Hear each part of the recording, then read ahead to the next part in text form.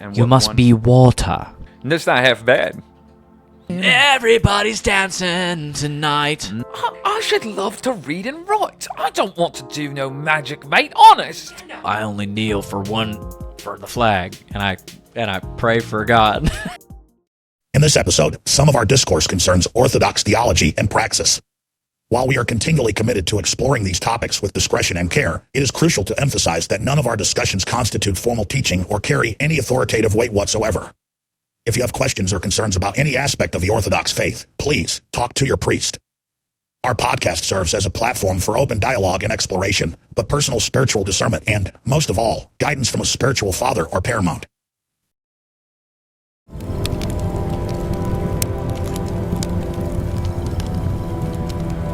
It is later than you think.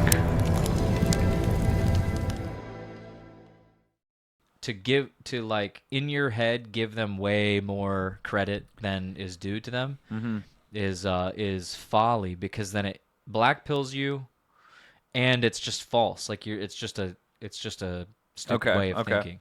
So what I'm thinking, to bolster that point is, it has occurred to me recently that if it was all theater and if it was all staged and planned and it was all WWE, then there wouldn't be need for the magic, and the magic is real. Because we talked a little bit about when you were talking about astrology and things like that, and like meme magic and numbers and all that stuff. They're trying to affect something. If you can't do it directly because it's far too many people to be coordinated and for everyone to keep their mouths shut about the secret, strings being pulled. If that's too much, then it has to happen in another realm, on the magical realm. Yeah. So that all these people can be acting in their own interests, but somehow it's orchestrated in the unseen. Like what I was talking about birds. It may be too much credit to give to demons. You know what I mean? I don't know. I think they can do what they want. If they get paid, I think that they can do what they want. Well, within the Lord's providence, whatever he allows them to do, but I think insofar as they're... But it wouldn't necessarily follow that they can just have everybody acting in lockstep. No, I'm saying they're not acting in lockstep.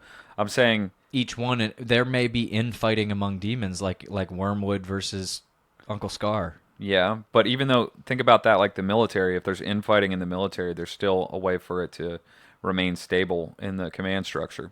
So I think that the evil forces are still stable in their command structure. So even if that there's an insurgency or whatever, is that a word? That it's still resolved and that the mission still moves forward. But yeah. I'm speculating. Again, it's I don't know how it could just be from this dude's imagination, but the book that was not that hideous strength, but what's it called? This Present Darkness. It was as if at least he painted it as if there was infighting. Here, I got you. But what I was saying, in This Present Darkness, it's as if these pesky little demons, like some demon of lust or whatever, having his own sniveling, having his own personal whatever that gets it. Like, they are prideful. Like, they'll fight each other on pride. Again, this is just a story. This is just a fiction story that some dude came up with, but it is interesting to think about. It's interesting the same way that C.S. Lewis did it in Screwtape Letters.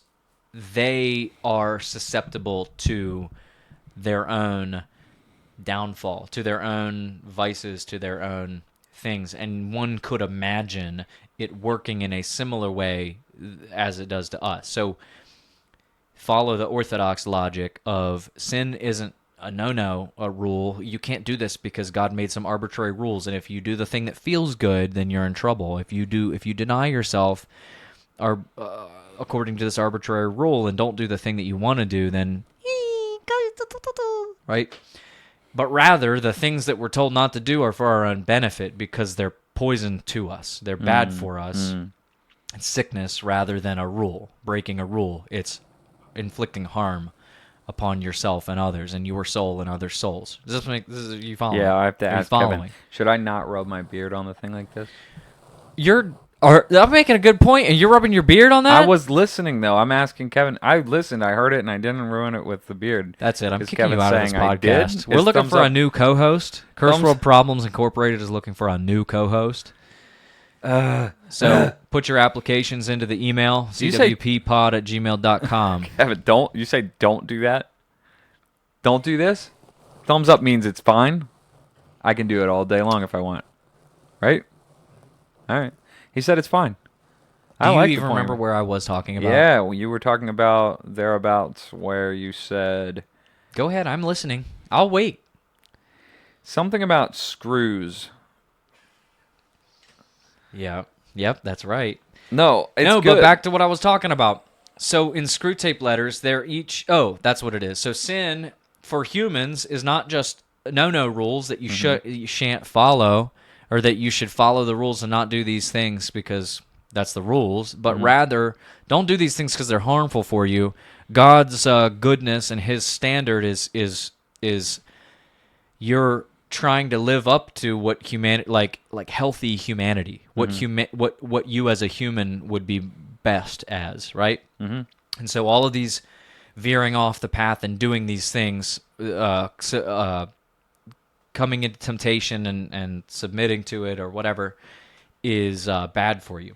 I think it's the same. Maybe it has the same, or at least according to these fictional stories, you could imagine a system in which the same thing is happening to the demons. Now, I guess the rules are different because maybe they can't repent or they weren't granted the grace to this, that, and the other, but they're at their own downfall, or to a fault, the demon of lust is whatever, or the demon of, I don't know. Whatever, Never what? mind. They did, to their own fault, they what? Like it's hurting them too. Like infighting, like pride would cause them to not succeed in their objective to pull the human race That's interesting. down. Does it make sense? Yes, because, and it fits with what I've seen, or from what I understand about how God works in the first place, is like almost as a martial artist, using other people's force, directing it. He allows for things to happen, and You must be water. Yes, to be water is what we're talking about. I could see that being the case, because if God only allows what is in His providence to allow, but He can see that forces outside Himself and wills outside Himself could be redirected for the good in the end, then He's constantly doing that. And that makes a lot of sense to me.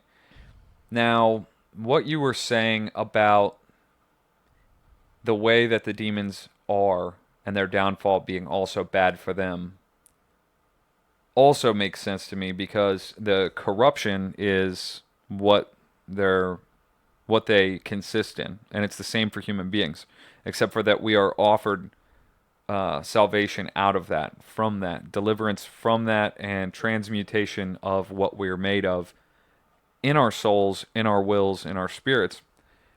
And I think that kind of leads us into the conversation that I think we planned on talking about today, which is, to what degree is the created order cursed?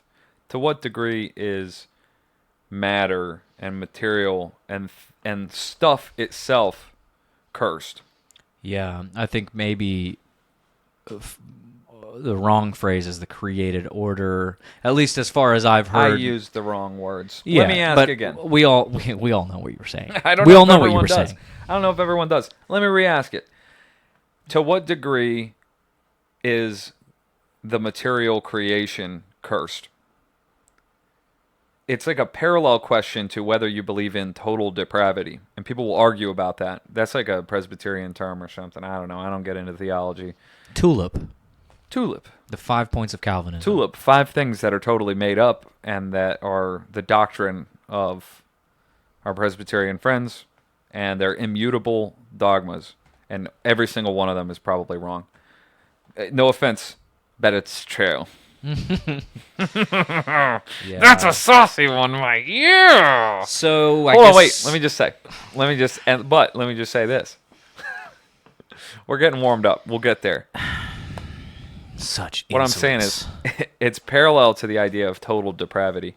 Some would argue that man is depraved to the core and that he's evil and wicked to the core, and there's nothing good in him. I don't think that even stands to reason for almost anyone who chooses to think and doesn't dogmatically adhere to some ultra Calvinist viewpoint. But others will say that's not what total depravity means. It means that there is no sector of the human person that has not been corrupted, that's not depraved. That I'm like, okay, that makes sense. I think conceptually it's the idea that you in and of yourself, you on your own volition, cannot turn toward God.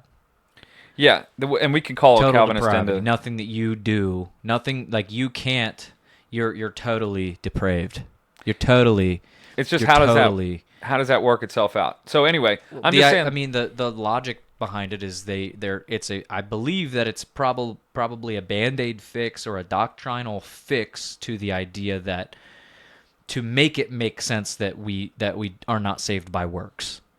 So if we could do something good, then theoretically somebody could do enough good or not do any bad to play the game well enough. So they say total achieve depravity to shore up that. I think so. Angle. Okay. So that's all I'm my saying, guess. irregardless, total depravity I think is a parallel. Irretardless of that. I feel like total depravity and the whole concept of it is a good parallel or a good analogy for what I'm thinking about the creation and matter. Matter tends toward degradation. Metal rusts left on its own, and a living organism is going to trend toward dying. And I don't know, the sun's going to burn out in like 1,400 billion trillion years or whatever they tell you, whatever Neil deGrasse Tyson says.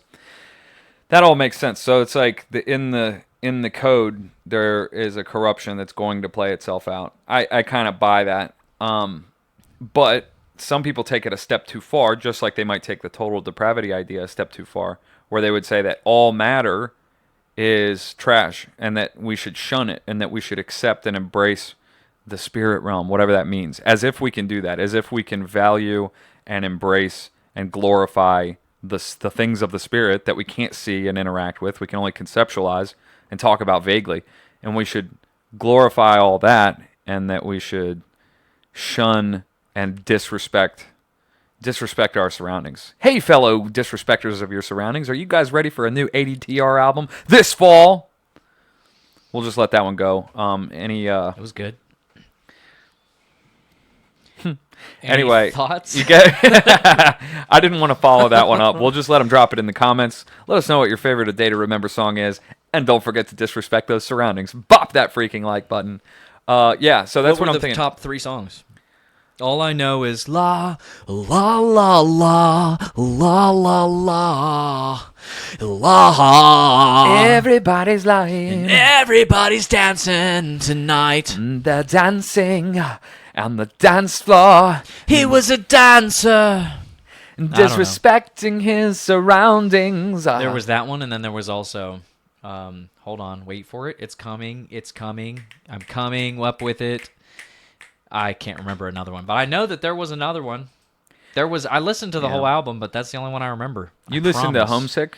Yeah, Homestead. Mm-hmm. Uh-huh. I listened to, whenever I was in college. Hey, darling, are you feeling well tonight? Yeah. What questions do you have? Let's do an A Day to... Are we still recording? All right. Have faith in me. I got a couple of shout-outs. One is to the members of A Day to Remember for first letting me rock out when I got to college. All their names: Charlie, Vanessa, Cool Charlie. All right, let's get this bit over with. Spider. Spider. He's replacing you. All right, I got a couple of things. Number one. You can't rush along my bits. I just thought I saw where it was going. All right, you can do it. They might not have. Start again from the top. They might not be 205 IQ like you and me. 205. That's not half bad. All right. Being 205. For being 205 IQ, dude doesn't look half bad. I'd rather be He don't look half bad. I'd rather be 205 up here than here and here and here. Shout out to Kyle Mooney, my absolute inspiration. I don't know how he's doing on SNL these days, but before I've actually never checked in on it. I would assume it's not. I don't know. I'm not going to assume anything, but I do know in my heart of hearts that he's probably one of the funniest people that's ever walked the planet, in my personal opinion. Major inspiration for me. So check out Kyle online. Kyle videos are my absolute favorite. It's a little piece of deep Colin lore. It's deep. Here's my shout out. Let me tell you a story. I got to college in 2008, and I don't remember if it was that year or the following year, but good friend of the show, Austin Arvon, went out with his Ford Explorer Sport to the Barbersville Mall, and we went into Hot Topic, I think, and picked up A Day to Remember's Homesick. And I don't think he went there to get it. I think he just saw it and said, I've heard of these guys. We put it... The album art looks cool. Might as well check it out. Yeah. Here's the thing. First, we played Daisy by Brand New, so I think they came out at the same time. The very first track, very avant-garde. There's like a recording of a guy who's saying which hymn they're going to be singing in the church, and then it starts in real slow, and there's a lot of yelling in that song. You guys will know what it is if you look it up. On First Daisy? track off of Daisy. Okay. And Austin was like kind of trying to save face for me and act like he liked it at all, but he really didn't. And I was like, yeah, this kind of sucks. I like Brand New, and I've looked forward to this album for a long time. And it just didn't click with me. So he's like, let's try my CD. And he stuck it in, first 10 seconds. Right? Yeah. And that just goes hard. Vices was the song from the Brand New album, Daisy. But A Day to Remember, Homesick, starts off with a bang. It's like candy for our little 18-year-old brains. We had a blast. We listened to it all summer, and Austin's probably still listening to it on a weekly basis. And for me, it's more like quarterly on the year. Nothing wrong with that. Nothing wrong with that. Nothing wrong with it. that. I'm not even hating. So back to what we were talking about. What were we talking about? Gosh, dude, you were talking about in general. I think other people, other sects take it too far on the spiritual versus material plane, and they prefer spiritual over material to a fault. And I think unknowingly, it is Gnostic to You say Gnostic? what? You say Gnostic. All right. Just want to make sure you're pronouncing it right. And they don't know it because they don't really know. Whenever I heard the word Gnostic from like youth group or pastor or thinking or reading or whatever, I exclusively thought of the idea of some hidden knowledge, and that you have to have the hidden knowledge in order to be saved. But there's a whole other aspect that is like, I think more pegged, more it more encapsulates the idea of Gnosticism. Maybe I'm wrong, but this is my understanding, which is just the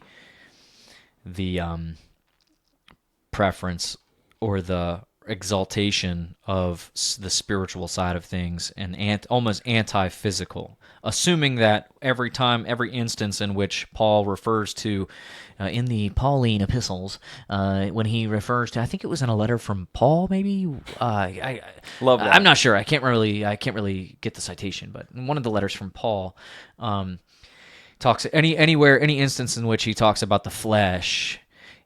Exclusively, they picture everything physical, your body, right, rather than the fallen fleshly tendencies, The passions. as separate, the passions as separate from bodily feelings and functions, right? Yeah. I think what. Let me just take a step back to a minute ago to let you know that you're on the right track with both in my conception. Thank you. Gnosticism is Thank you, Daddy. simultaneously saying that the material world is more or less a prison planet, and that the material, our surroundings are meant to dull or to engage our senses, but to dull our spiritual senses, and therefore they say that the spirit is good and that the flesh is bad. But the reason why that is just the other composite part, as As such as with saying that you can only be saved through some esoteric knowledge, is that they're saying that the only way to get that sacred knowledge, it's not knowledge like knowing facts, it's that you have to intimately know the truth that becomes your transcendence and your salvation. And the only way you can do that is to escape or transcend the created order. Which the only way to even make that not sound so vague and abstract is to talk about the Matrix. You have to escape the Matrix. You have to wake up into a reality that is higher than this created reality, or the physical, material, 3 dimensions plus time. You have to transcend that somehow, this is where it gets more nuanced. So we know as Christians that there is a truth to that, but the devil's in the details. The truth. Oh, sorry. Anytime I mention the devil, Colin gets the willies. It is true that God knew that man would be condemned if he let his animal faculties drive. Totally. That's like a sick thing for us to be enslaved to our bodies and our desires. That was not the way. The way is that we would have and be created physical beings, because God created things for 6 days, and each time every part of it was good. We know that.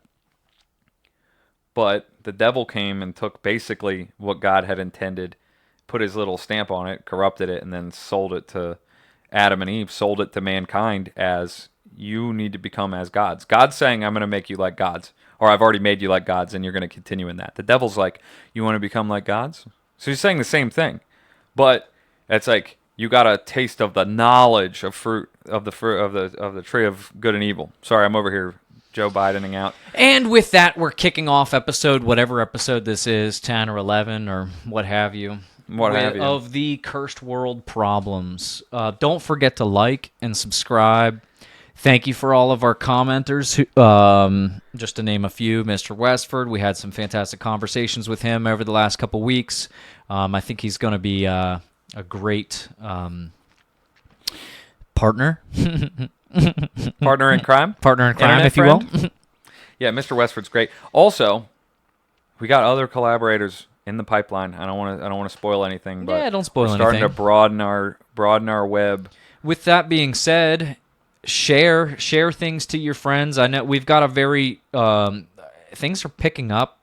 We've got a nice little group of guys who are very regular watchers and commenters and praisers. We love our praise over here at Cursed World, and just had to get that out. So it's Cursed World, baby. And what is it? It's Cursed World Problems. What is baby. it? It's Cursed World Problems. So, material world. It makes me think about kind of like what our inspiration coming into this, kind of the ethos that we had, the fire under our nuts, bosoms at the outset, was this idea of re-enchanting the world around us and the world around you viewers at home. Mm-hmm. What was it that you called it earlier?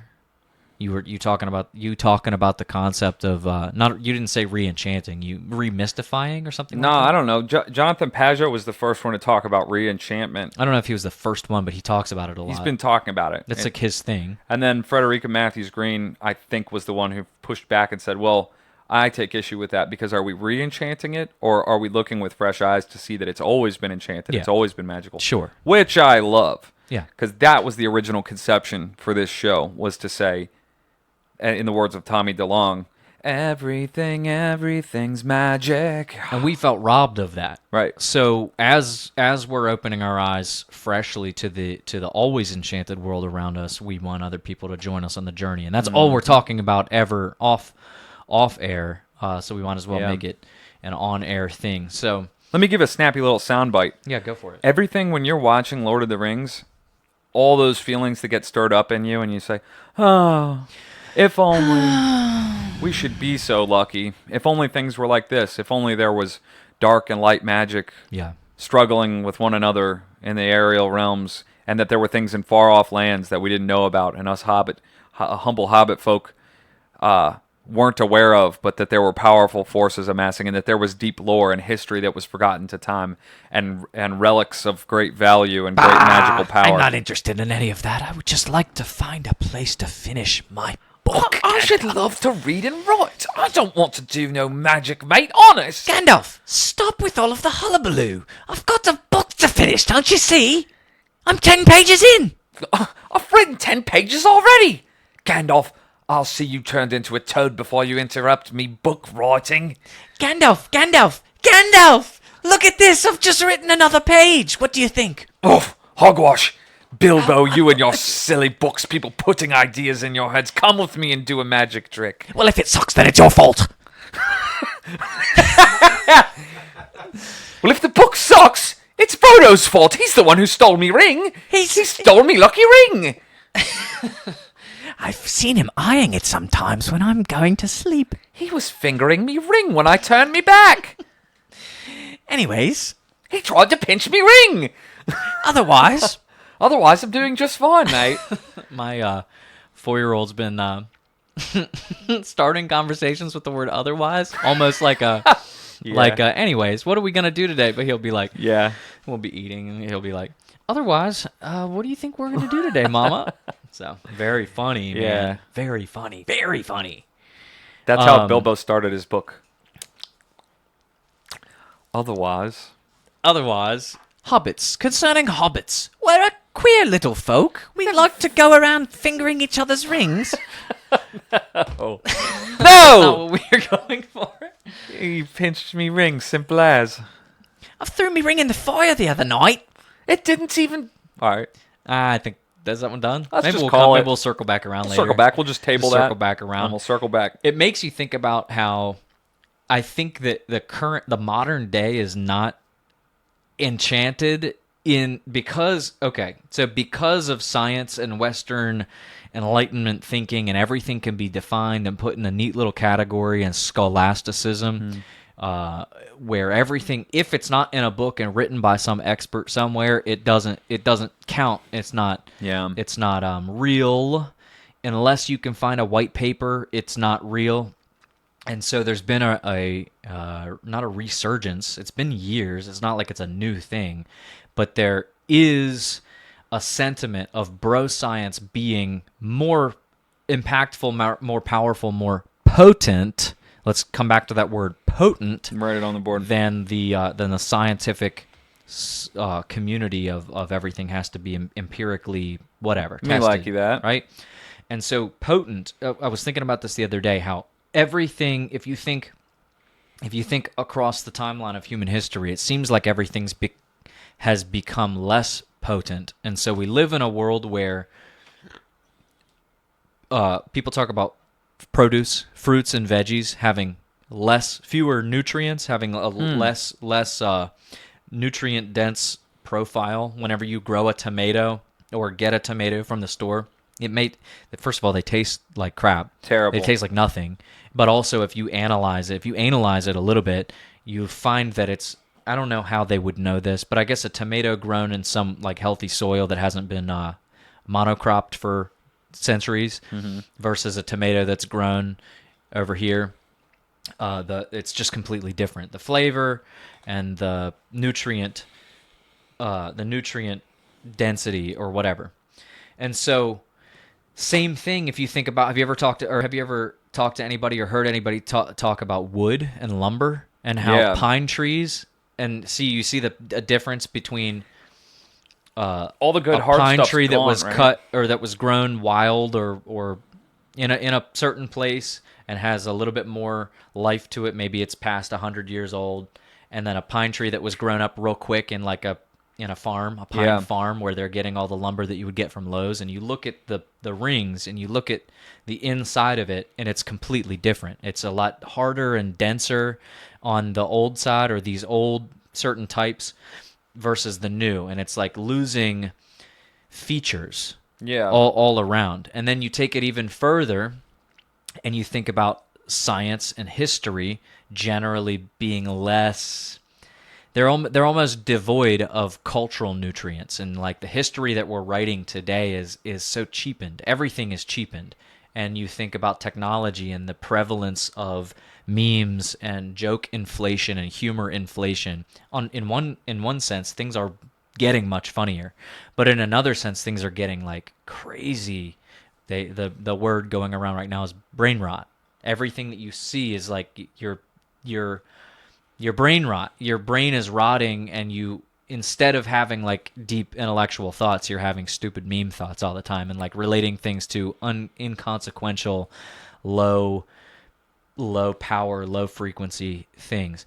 Also, I wanted to bring another couple things. The stories and the legends. If you think about today, if we went out camping tonight around a campfire, even if we did something like set our phones aside, lock them in a box and sit around the campfire and smoke some pipes and have a couple pints or a couple swigs of whiskey, the stories that we would tell might be cool, but compared to the stories that Teddy Roosevelt told around a campfire with his ranch dude buddies, Go off. they're not even close to the same. So you read the life of, and I'm sure that there's some embellishment involved, but you intuitively you understand that the ancients had a lot more potency to their storytelling and to the narratives that they lived by. All right. And the framework that they were operating within. It reminds me of the final example here that I had kind of in my head was In That Hideous Strength by C.S. Clive Staples Lewis. Wait, is Clive Staples in quotation marks? That would be Clive funny. Staples Lewis. C.S. Clive Staples Lewis, like it was his nickname. In that book, they talk about two separate things that I want to bring up. Number one is the idea that over time, over the course of history, things become less crude and more refined. So I can't remember exactly. I think it's Philostrato talking about it, or maybe it's, I can't remember who it is, but somebody's talking about, no, it's the, I can't remember their names, but the guys that had the apartment, the husband and wife, the older couple that were, you find out at the end, are like part of Ransom's. Oh, yeah, the Beavers. Group. The Beavers, exactly. He's talking about, Mr. Beaver, talking about how things are You better tell them it's a joke. They'll think we're dunces. Becoming They'll think more I'm a beaver. sharpened. Or you think they don't think we're dunces by now? They think, oh, yeah, good point. Anybody who's All right. been following along Knows thus that far I'm retarded. knows that we're dunces. Yeah, all right. So things are becoming increasingly sharpened, and the peaks of the mountains are getting pointier and pointier and more refined. So if you think about any sport, football or basketball, 100 years ago versus now, the dudes just keep getting taller, and the game just keeps getting more about the rules and less about the game. You know what Okay. I'm saying? So Yeah. soccer players flopping in order to get this penalty, in order to do, that's the name of the game now, and that's fine because it's still a game and you're still abiding by rules, but it's not like it used to be, where it was more like that scene in Airplane where he shows all of the Africans basketball, and within minutes Yeah. they're like globe-trotting around him. Yeah.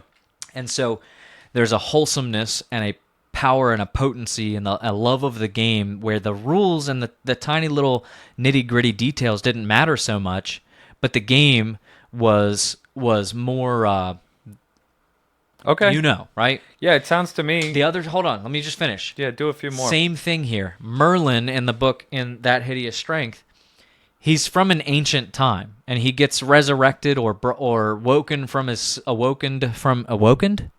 That's from right. his sleep, from his long sleep, and it's awesome because with a typical like Christian mom type mentality, one might be. This is why I like Clive and his work a lot, his body of work, because it's not like he's dancing with evil witchcraft things and making it seem cool and fun. He's just making it make less black and white, good and evil. If it's this, it's bad. If it's this, it's good, and it's more nuanced. He's ushering in nuance into the conversation to where Merlin wakes up and he's like a good guy, but he's tall and powerful and kicks down their door with like a storm behind him, and he comes in and he's just that he exudes this aura, this presence, this gravitas that all of these weak little Breton white guys are just sitting around, and they all have probably like man boobs and stuff, and this is written in the 40s or something, so you know that they were a lot better than us now, But even them in the 40s are looking around with their glasses of brandy, and they see this man of a man come into the door, and they're like, "Oh, I don't know. I've got to go get my britches. I've pissed my britches." And so Merlin comes in, and you get this idea that the ancient Merlin is his norm. Everyone around him, all the men were up at this level, and it was a totally different game. And then now he comes into this place, and they're like, wait a second, none of you are royalty, and yet every single one of you sleeps in a beautiful, comfy, soft little bed, and you get your evening tea every night, and you're all just soft. I think this is intuitive. Like, we all understand this without thinking about it too much. We're over here over-analyzing it, but you don't think about it. You don't have to think about it too much. The ancient ways are more potent than modern day everything. Does this have anything to do with our having a hard time having an enchanted view of the world? I think so. Yeah. You want to take that and run with it? I know I just needed my time and space to think and talk. You tismed out pretty good. You can let us know in the comments if you liked that. The last 10 minutes of me blabbering on and on. Thumbs up or thumbs down. This is a huge deal for me. I was sick from school today. I want to be the guy coming out of the theater going, it was great! You know, that's who I want to be. I thought there was going to be people here already, and it turned out there wasn't being. I was like, wow, I'm the first one. People have been awaiting this for like 16 years. It's grabbing history and maybe going with it and becoming part of it and giving a story to our children. It's going to be one of the many wonders of the world. There are now 8 wonders of the world. 10 loved it, 7 liked it or thought it was okay, and 2 are no longer First World fans. It was good, dude. It was really good. So worth it. So worth it. Thumbs up or thumbs down? God, I'd put my feet up if I could. It's fantastic. Good special effects, good story. What'd you think of it? I think it was excellent. Okay. I think Justin Collins did a fabulous job, special effects.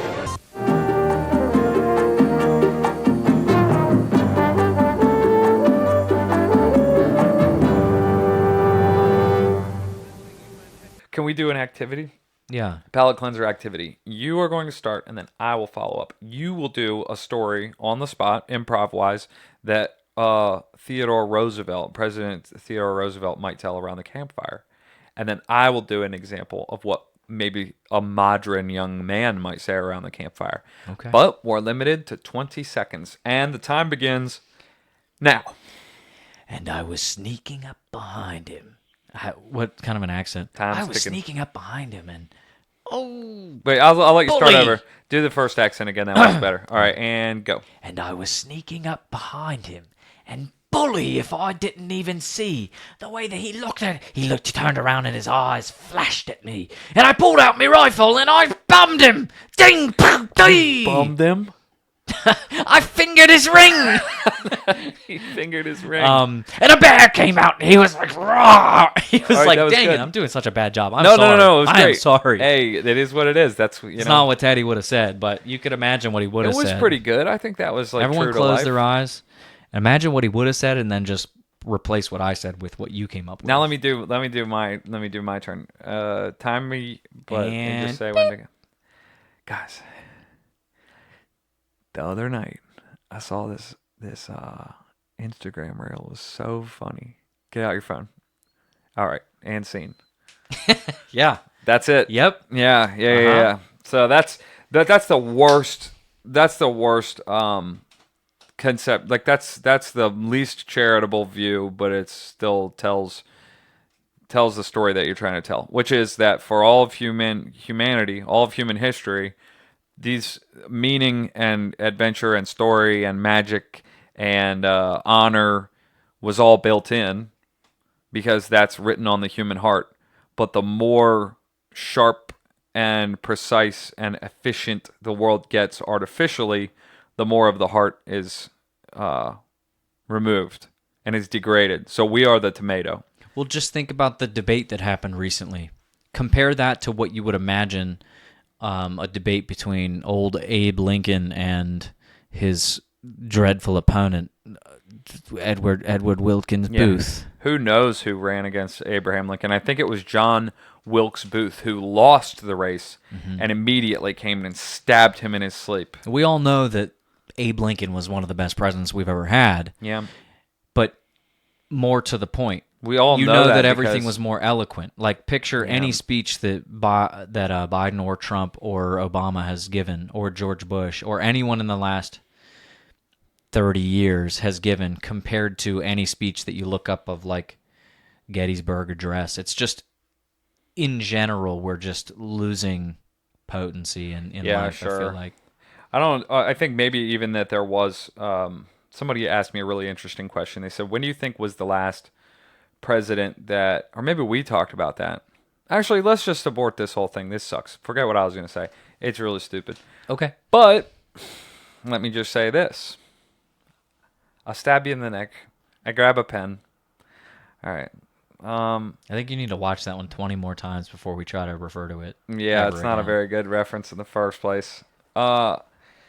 I had so much energy over the last 10 minutes. Yeah, you did. Caught me on a good day. I caught you on a good day, but I kept having thoughts, and then I'm not writing them down, so I don't have. You should get a notebook. Yeah, I should get a notebook and write like along the way. Yeah, I don't Material know. world. Let's bring it back to that. Yeah, it's loosely connected to what I was saying, but I think that's part of it. I think there's something about that makes it harder to enchant because we're brain rotted, because we have simpler thoughts and simpler goings on. Oh, let me put it this way. I think for the enchantment to just be a metaphor and say that people saw the beauty in the world and attributed magic to the material world because it was mysterious, and then the world becomes less mysterious, therefore we don't have the heart because we don't believe those silly fairy tales anymore. That's one conception. People would say, well, science has allowed us to see through all the mysticism, and with it, we've basically become the gods of this world. And that's like the atheistic materialist viewpoint, is that once we've looked at enough things under a microscope and we know how electromagnetism works, and we know what's going on in outer space and stuff, and we know all this other stuff, that the less is what's left going up to, on in outer space. Yes, exactly. Some would say that things have become naturally less enchanted because we know about them more, so the mystery's gone, and we attribute less to God and fairies and things like that.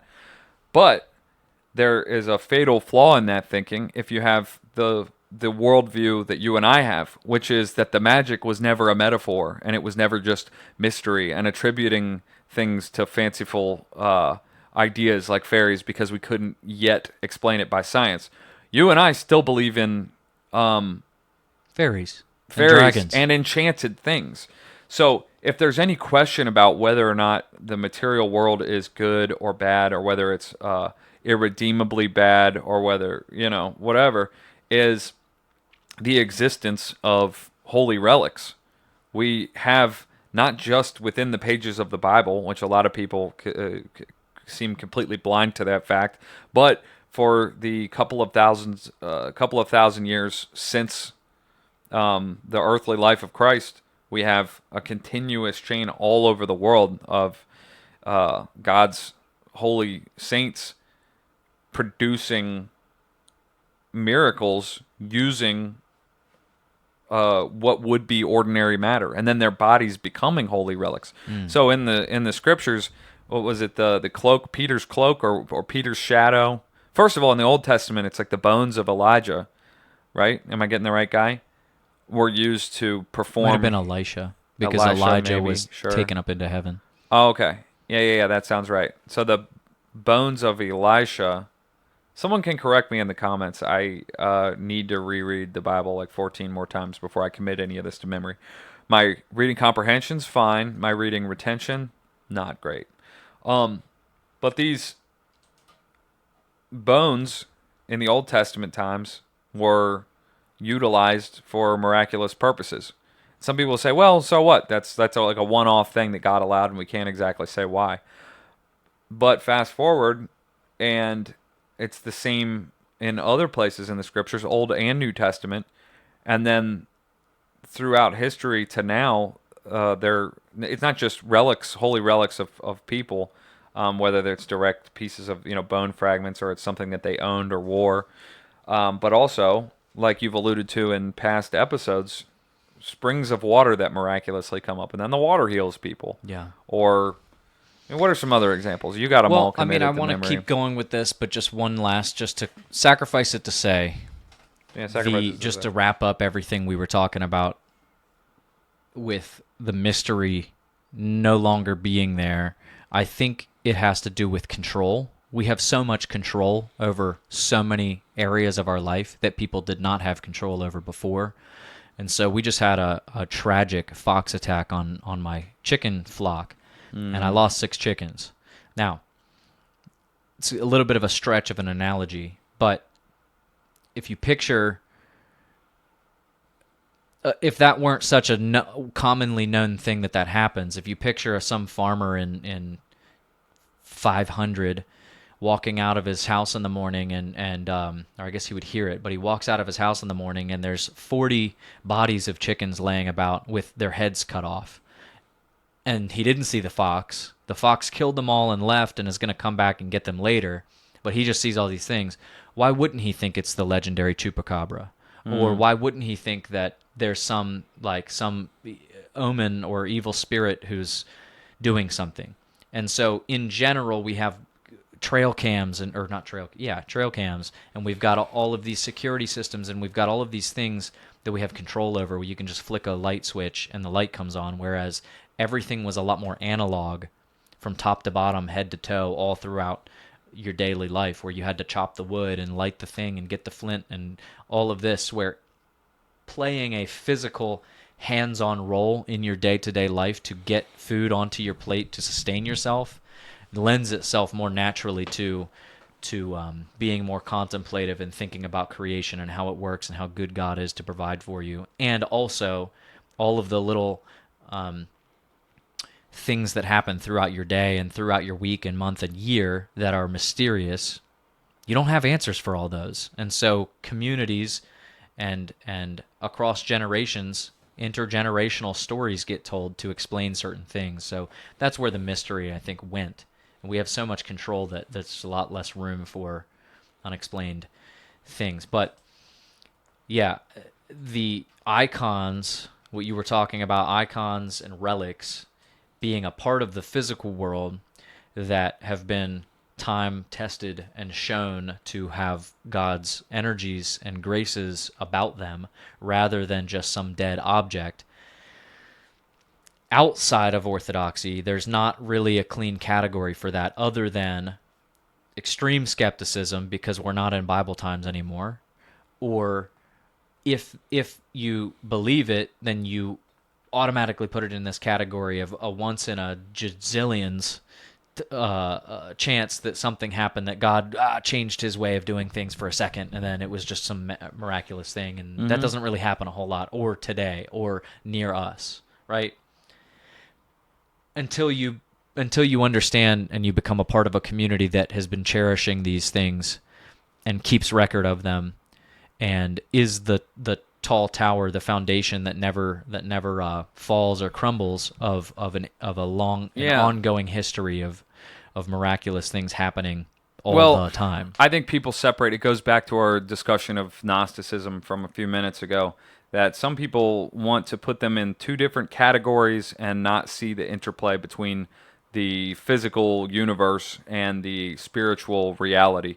They weren't supposed to be separate in the first place. Just like death being the separation of the soul from the body, it wasn't supposed to be that way. Yeah. The truth and the goodness of the spirit realm was never supposed to be separate from the rivers and mountains and peaceful does and the fruit of the trees and all that. So it makes total sense when you think about it that way, that if it is in God's character to will for there to be a new earth in the end, and for humankind to be resurrected in glory the same way that Jesus was resurrected, and that he was transfigured beforehand so that others so that his disciples could see the reality of Christ in, I don't know about the fullness of his glory because that might have killed him, but in a far more peeled back version of who he truly was, even in his flesh. all that to say, if that is God's will, is that everything be made brilliant and shining and glorious and filled with not just meaning, but with joy and radiant warmth and light and enjoyability, and for everything to be in harmony. If that's his will, why would he hold out on us until the resurrection? A lot of people, a lot of Christians have this conception that God is just biding his time before he burns the world because it's all trash, and he just puts it in the incinerator and it's done for, and then starts over.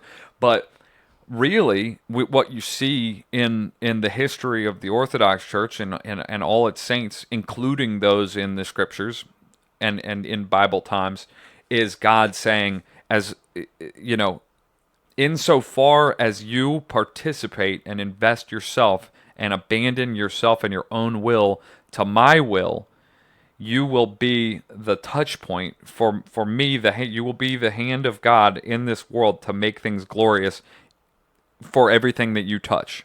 And that's why you see miracles following them, and healings, and their face shining like the sun, and them literally coming back from the dead, or for the things that they touch to have healing powers and to bring life to all those things around them.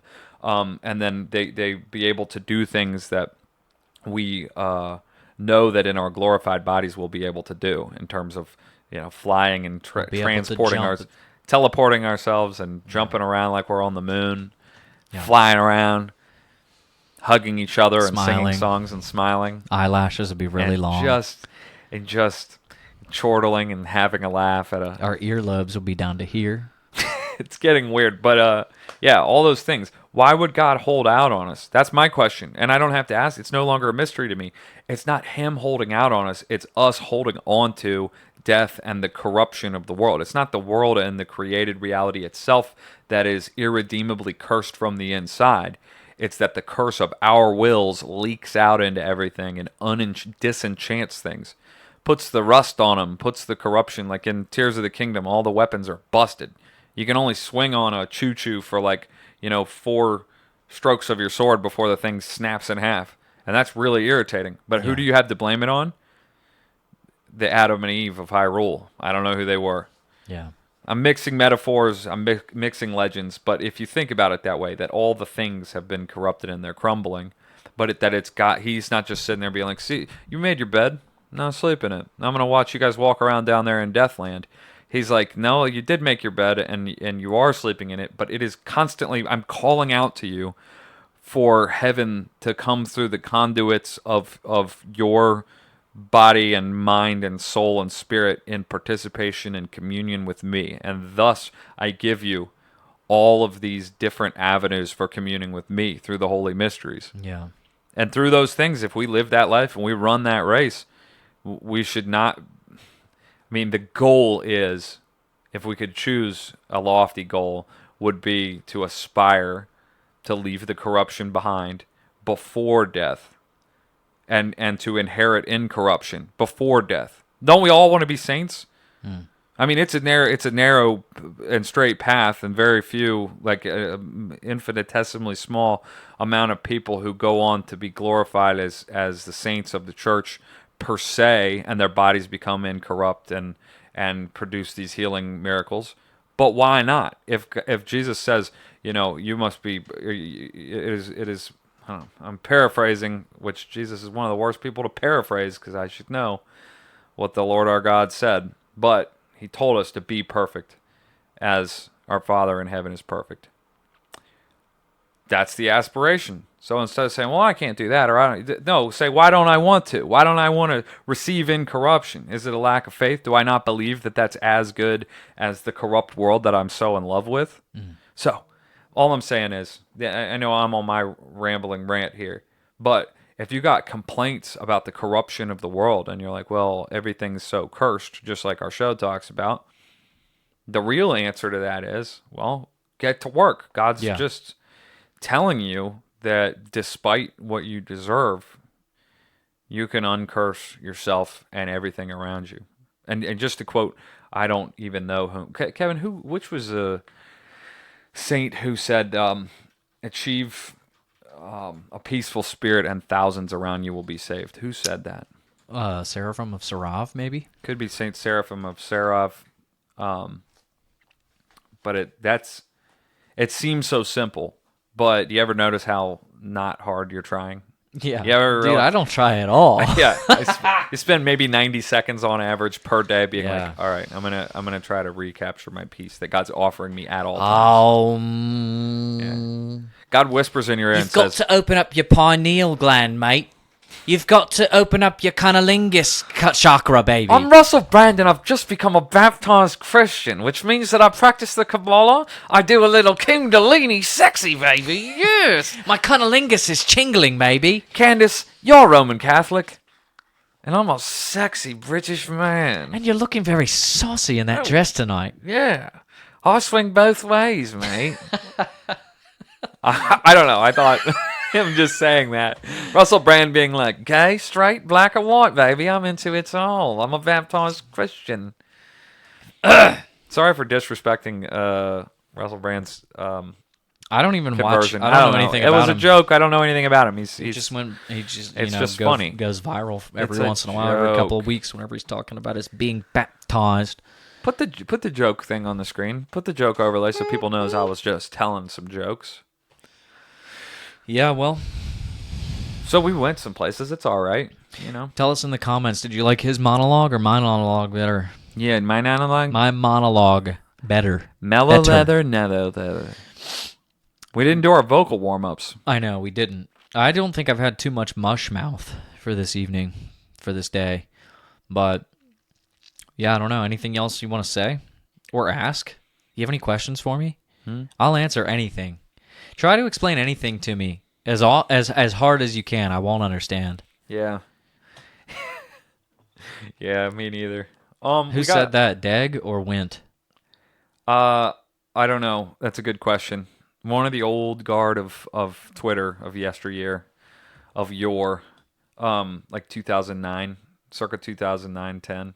Someone said, try to explain something to me. Anything. I will not understand.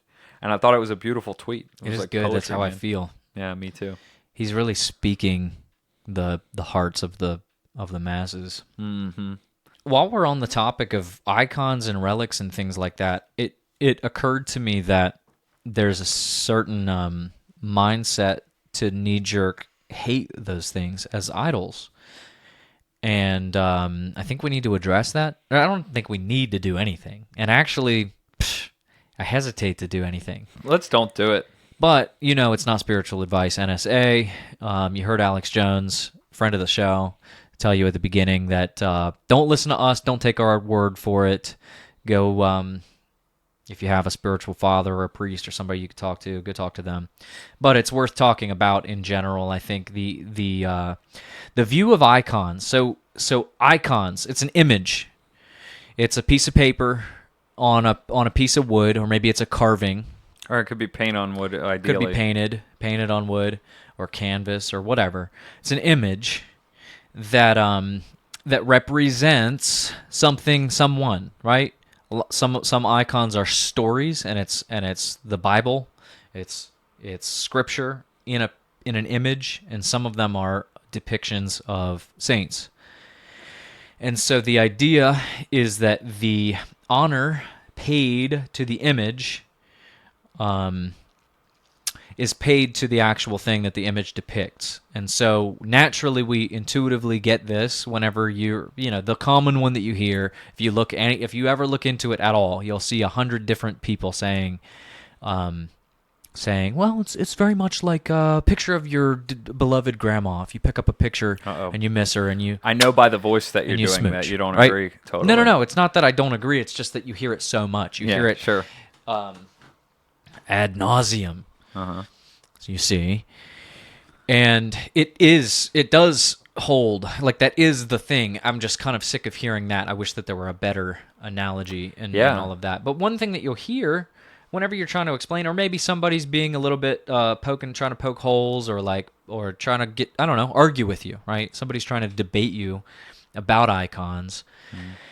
And the idea, I think, that's held up as the argument against it is that it's too close to worship, right? And you may have your little definitions, you may have your little semantics that you can say, well, it's not worship, it's veneration. I don't even think that the argument needs to go there. That's a silly place to this because the it's not really what it's about. That's not the point. There's no risk of confusing a saint with the God, the creator of the universe. Yeah. Nobody's accidentally Right. thinking that saint is their creator and the thing that's closest to them than anyone. It's just, I'm sorry to interrupt, unless you want to keep going. I'm like, it's welling up in me to say, have we lost all honor? Have we forgot what it means to show love and honor to anything or anyone? Because when people are so like, well, don't be kissing or looking at any icons or like treasuring anything up in your heart, because that's not God. As if you have any love for the uncreated, who created you and told you to love one another and told you to hold one another in high honor. And if you love your neighbor, you love me. And we're like, well, I don't want to be loving my neighbor too much. I don't want to be loving the creation too much that God gave me as a gift. Because then what if I idolize that? And obviously, there is a way to love and become beholden to the creation, and that's wrong. But that's a corruption of the order. God still wants us to love one another. Would you not kiss your spouse for fear that you're idolizing them? Right. Or No. even what if the woman who was washing Jesus' feet, if he said, no, don't do that. You only wash the feet of the Father.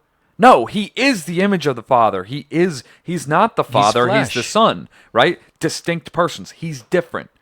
But he is the image of the Father. He's distinct, but they're one and the same. Now we get into the Trinitarian, like, true enigma here. I'm not going to even suggest that anyone can really articulate, much less understand, much less articulate what is going on there. But it's a good way to look at it, is that Jesus is the image of the Father, the perfect image of the Father. And so they see the actions and the behavior of faithful Orthodox kissing an icon, maybe doing prostrations, maybe, touching the ground, whatever. Kissing an icon and maybe bowing, whatever. They see the behavior and they connect and they say, that is worship. I only kneel for the flag, and I pray for God.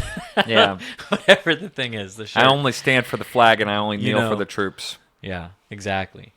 Yeah. And so they put that together as if the act of honoring, the act of showing some physical affection in the real, because you live in a body, believe it or not.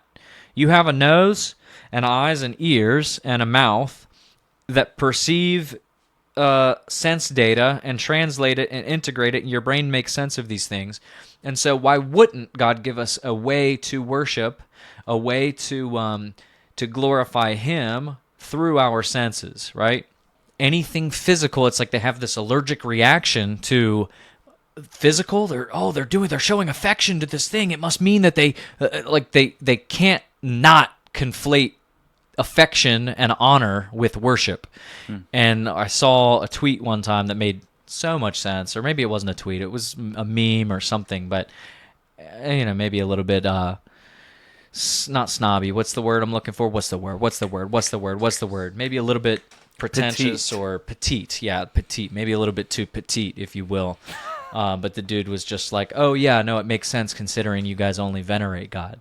That's why you would conflate them, because you're not you don't get the difference between the two. Anyway, I don't want to be too petite. I don't want to be too petite like that. Right. What makes sense to me is to maybe translate what's going on there, physical actions with your body, your bodily body, to an image, knowing up here you're relating it to or translating that to something behind or something outside of this image. This is just a physical tool to keep your mind focused on the right thing. How is it any different from being at a concert, being at a church concert, and they've got the fog machines and all that kind of stuff, and they've got the laser lights and the rock stars on stage singing their songs, and people standing there with their hands raised toward them and singing and closing their eyes, and when they open their eyes, they're looking at Jumbotron, and they're looking at Cool Chris on stage with his tight jeans, and they're aiming their hands at him, and they're singing. It looks like they're singing to him. How is that different? Are they worshiping the dudes on stage? Now, that's me being purposely, intentionally dense. That's me being silly. That's me being absurd because the Oh. idea is absurd. It's a device. It's see. a device. I'm using a device Wow. to paint the picture that it's equally dumb. Yeah. So anyone, I'm sorry, I'm not trying to be abrasive here. I want to be charitable and loving, and I want to be kind to everyone, but I also want to show how silly it is, how ludicrous, Luda, the idea of not understanding that those things are exactly the same. Those two arguments, and if they're gonna look at kissing icons as worship and throw it out and say that that's idolatry, they have to also throw out raising your hands toward a person on stage singing a song on behalf of you. Or to say that icons or even images of Christ or images of anything in the church is a second commandment violation, then they, by that interpretation of the second commandment, they would also have to not have any images. When they're making this argument on Twitter, and then they have their profile picture is an image, whether it's a photograph of themselves or some anime girl, Bored as ape, is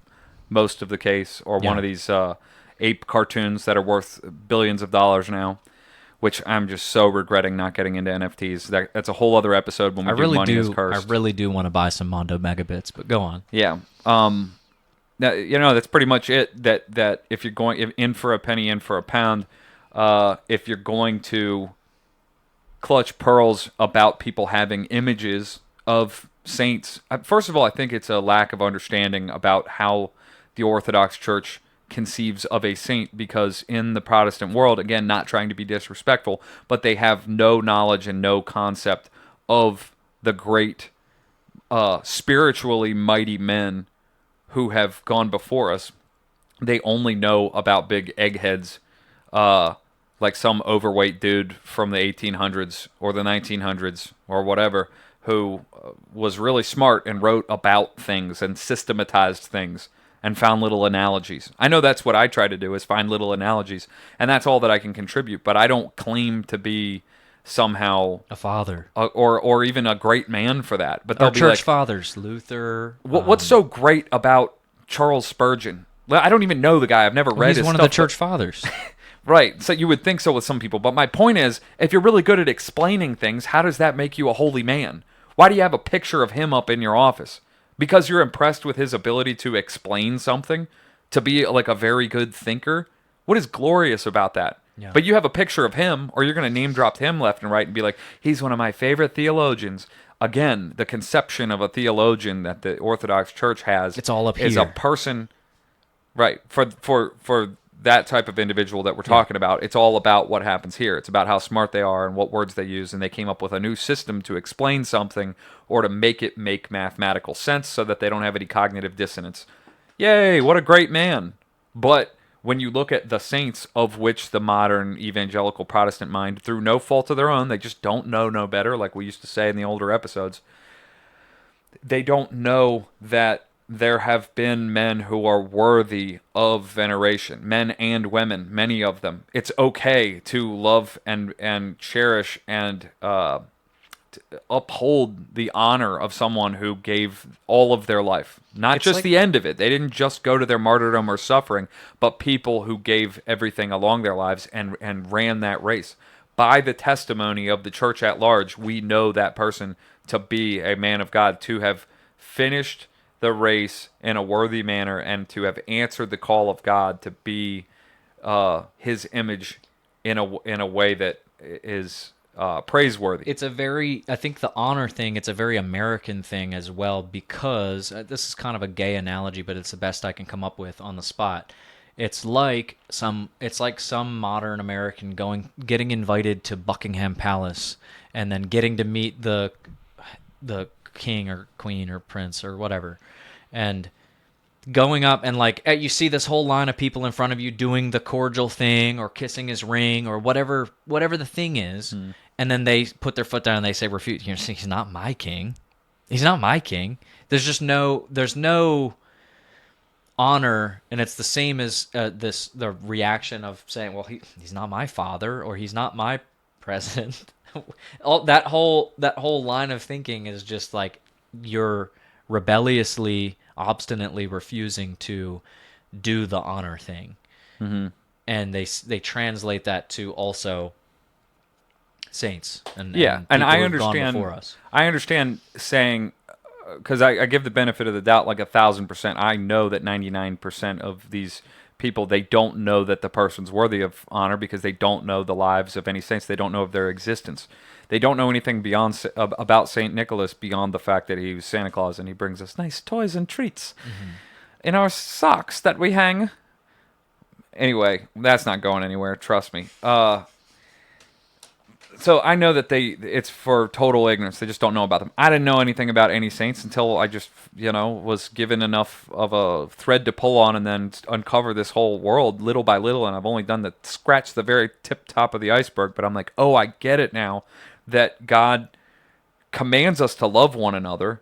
And there's no law against loving one another. But there are some who are worthy of admiration and praise, because they answer the call. Just like we can admire and praise those who are within the pages of the Bible in the Old and New Testament. People worthy of that praise and admiration and being a hero. It doesn't mean you worship them, but whatever verb you would use for what's appropriate to do to a true hero, we do that for those in the Bible. Well, those type of people didn't stop existing. Those are the shining examples for the church. And so, all that to say, it's not that I believe, but so for the 1%, 99% just don't know that there are anyone worthy of that. And so they mistake some Protestant thinker or theologian or a person who comes up with a new systematic way to think about the Bible or parse it out. They substitute that person in, or just the founding fathers of America, because they were so brilliant. And they got around the Freemason table and drew out a really cool little document that would give us this great nation that we have today. And to see how that's working out in 2024, it's really special. So I kind of lose my train of thought when I go off on these tangents, but 99% of them, I think it's for ignorance or just misplaced hero admiration. And for 1%, I think they genuinely have that obstinate feeling of where like they willfully say, I will honor nothing and no one, because they've got this warped view that God likes it when they disrespect their surroundings. Now we're back to a day to remember. God, it's that guy saying disrespect your surroundings. It's not God saying disrespect everything because you only have to worship me. And conveniently for you, I am invisible and silent through normal methods of perception. Therefore, you can just walk around turning your nose up at everything. What a woeful state to be in, because God actually created everything to be honored. We should have respect and a reverence for the spider up in the corner of your house. For the spider in the corner of your house. And I really struggle with this with earwigs. We got a lot of earwigs in our garden that have gotten into our house. But I have to look and go, this is a hallowed little creature. I think as long as you feel the weight of it, whenever you're smashing it. So to learn to feel the weight is to learn how to be a human being, to exist in time and space, and for the spiritual realm to be overlaid and intertwined rather than some abstract, separate category that we respect and that we disrespect everything in this category. That's the best way that I can articulate it at the moment. But yeah. Well, with that, hey man, this world's been cursed. That's not how we do it. It's been